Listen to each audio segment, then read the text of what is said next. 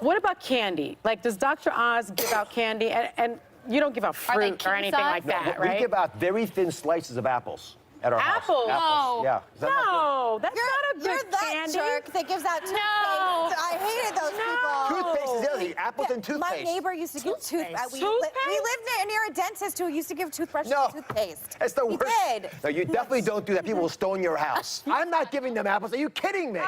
My kids would never let me give out apples. Okay. No apples, no Good. toothpaste. I give them regular old candy. However, dark chocolate if possible. Yeah. And I like giving real food that you can sort of tell that it was candy, not some synthetic colored thing that doesn't exist in reality. Okay, so dark chocolate. Yeah, and then here's the key thing. I never fight with my kids about their take, because we fill up big vats of buckets with candy. Yeah. And we actually decorate our house in all kinds of exotic ways. It looks like The View, or The Viewing in this case. But, well, all scary monsters. But when we give the candy out, I want it all gone. I don't know if you ever lived about, 10 o'clock at night, you pretend you're asleep because you're out of candy. Yeah. Yes. Yeah, you just, Oh, yeah. Turn the lights off. Yeah, but the Okay. doorbell still rings. I know, but you just, in my house, they chant, Dr. Oz, Dr. Oz. They come after you. Because they know where you live. But the I big love battle that. is the next day. The next day, you take the candy away.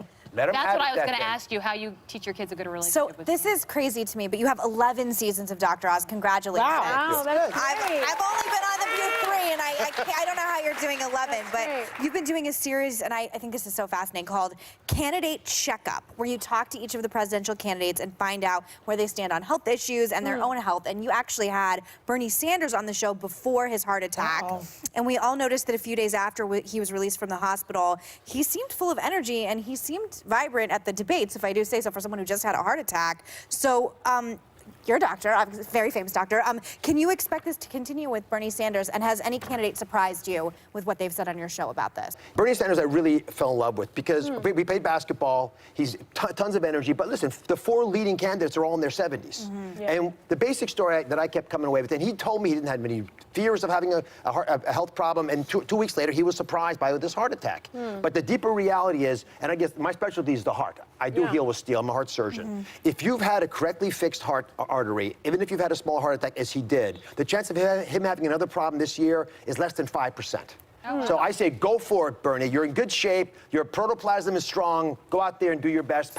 Give your passion to America. Wow. Seems like he's doing just that. He's doing that, yeah. He's got now, you may not a like his policies. That's a whole, I talked to him about their health, but also their policies. That's separate. But as a person, I want him out there being a great American. You said 1 year. What about like 5 years from now? It's about 5% a year Okay. that have an issue. So there's still overwhelming odds, and he gets great health care, especially now, that he'll be strong and into it. But listen, most people in their 70s, people out there who are in their 70s watching, they have hardening of their arteries.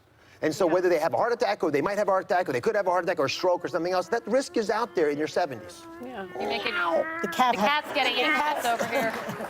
She's got to close the Thanks to Dr. Mehmet Oz. Check out the Dr. Oz Show weekdays.